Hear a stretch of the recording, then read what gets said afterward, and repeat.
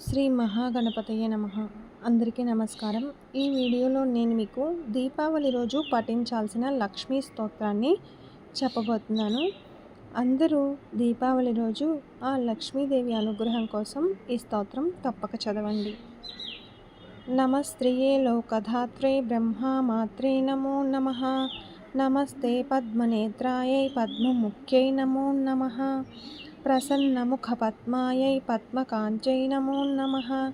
నమో బిల్వవనస్థాయై విష్ణుపత్న్యై నమో నమః. విచిత్రక్షామధారిణ్యై పృథుశ్రోణ్యై నమో నమః. పక్వబిల్వఫలాపేన తుంగస్థన్యై నమో నమః.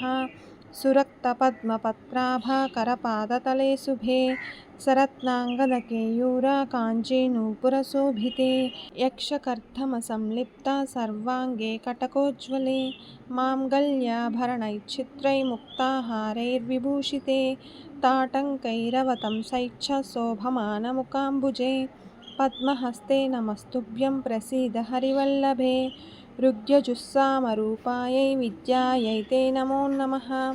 ప్రసీదాస్మాన్ కృపాదృష్టిపాతైరాలోకయాబ్ధిజే ఏ దృష్టా తే త్వయా బ్రహ్మరుద్రేంద్రత్వం సమాప్నుయుః.